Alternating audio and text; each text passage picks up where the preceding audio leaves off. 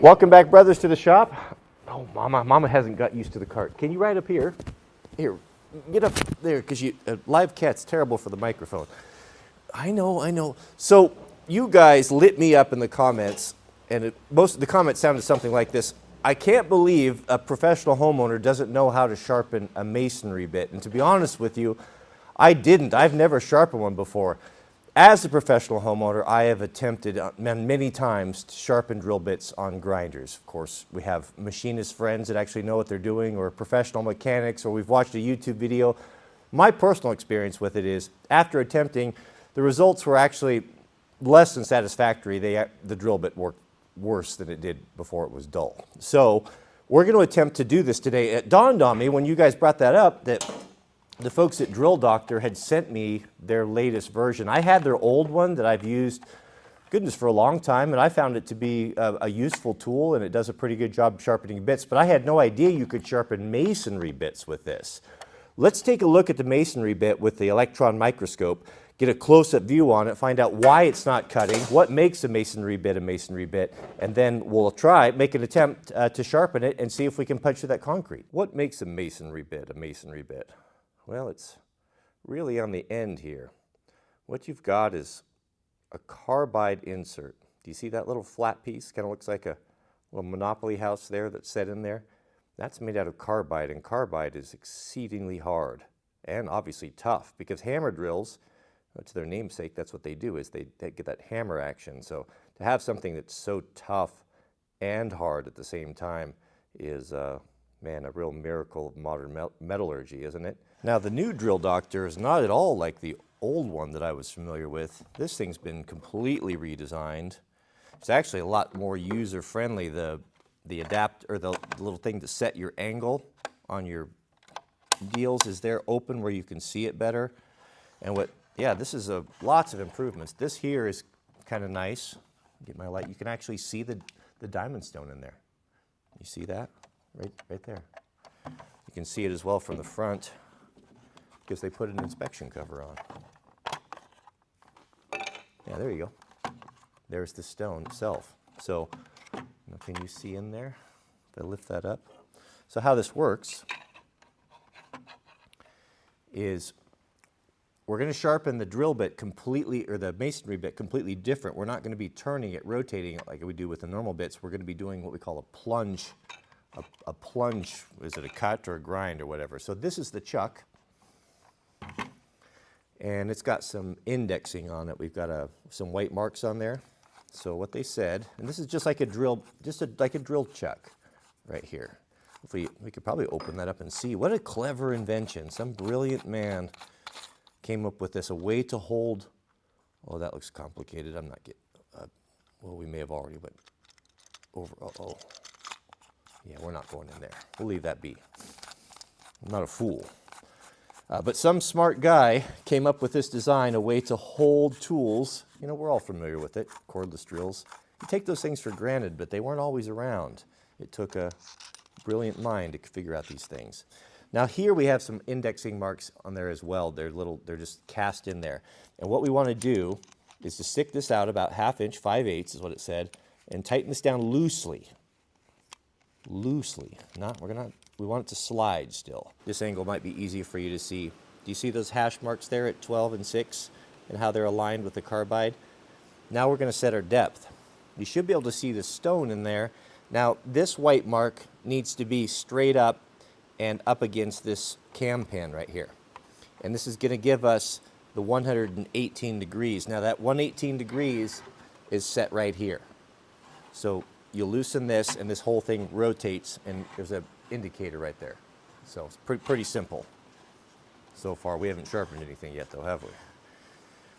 So we're going to push this down in here with the white mark up, and we want to just push that bit down until it comes in contact with the stone right there.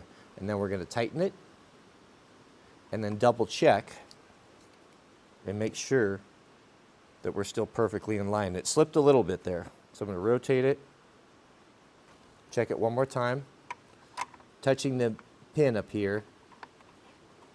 That will give us consistency, and then pushing that down. Are we still in line?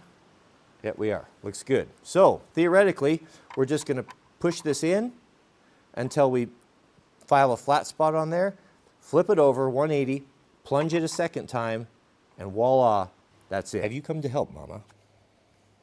It's always appreciated. Oh, you're warm. You've been sitting by the wood stove, haven't you?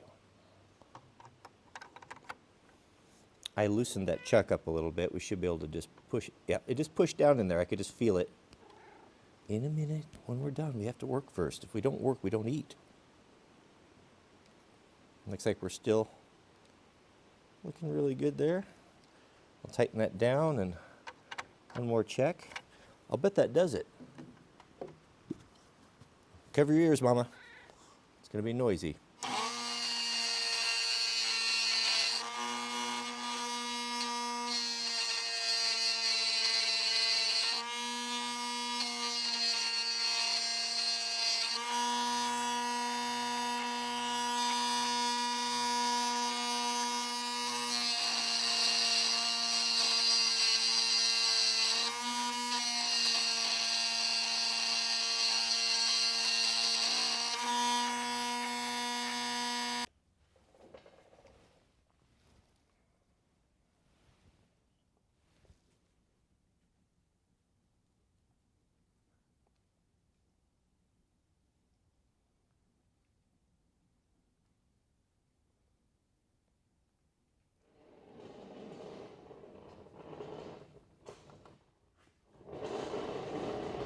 Mrs. W brought my lunch in, had my earmuffs on, and she about scared me to death. Looked over at my shoulder, and there she was. One thing that really helped me break the habit of drinking beer after work is a good kombucha. If you have, now I've tried, I bet I've tried 50 different brands. You know, look, because you want something that's like a special drink when you come home, especially in the summertime. And this fills the spot. If you want a good drink, and it takes a little bit to get used to, kind of like coffee, but once you get into it, you'll like it. But the only good one I've ever had, and I've tried almost all of them, is GT's. Get GT's kombucha. Get the ginger berry, or there's a red one. They're the best. Absolutely delicious. So on the menu today, man, sesame semolina, Mrs. W's homemade tomato orange juice soup, saltine crackers and a banana. That's what we got. You want some bread, Mama? Will you eat that? I'll give you some butter. There you go. You want to try some of the soup? I don't know if you're going to like it. It's a little spicy. Try that. Oh, that's not tomato orange. That's Thai soup. That's even better. You lick all the butter off. All right, gentlemen, shall we do it?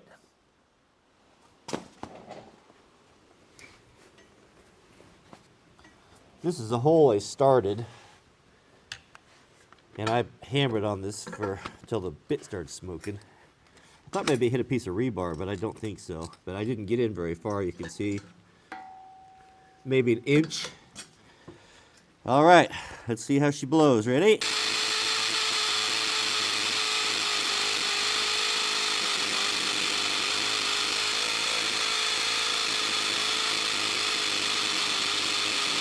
Well, gentlemen, I am pretty tickled to say that it works great. I couldn't get through that, and I tried my hardest, tried too hard, almost burned up the bit.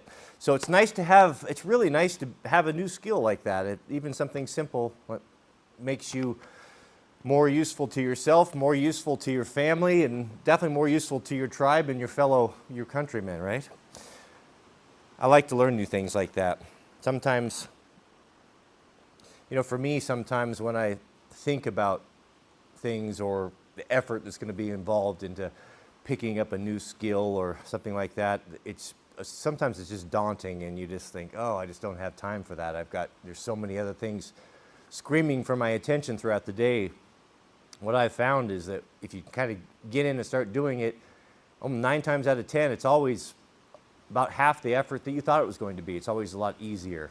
And that goes true, I know, for me with home building projects as well. I think about, oh man, I got to replace that door, or we got to paint the house or do the siding, and this thing's been nagging on you for 6 months, a year, multiple years, and you built it up to this huge thing in your mind, and it just crushes you. Where if you just knuckle down and got up at 4 o'clock in the morning and had everything laid out and your paint and everything ready and just hammered at it over a weekend, usually at the end of it you feel better about yourself, and you're always a bit surprised that it was really not that big of a deal. Anyway, that's the way it works for me. Well, thank you guys for watching. Appreciate that. I'm really looking forward to getting that cordless, that SDS DeWalt. Got a good deal on it. Those things were kind of expensive, and I was hemming and hawing, but I do find myself always needing a hammer drill or loaning it out. So I thought, well, I'll get it and we'll try it. So we'll do a side-by-side, 2 half-inch bits in the concrete. I'll leave a couple, and we'll see how much better if it does work. And I'm sure it does. I remember using those big SDS roto hammers and never having a problem like this. This is homeowner grade here at best.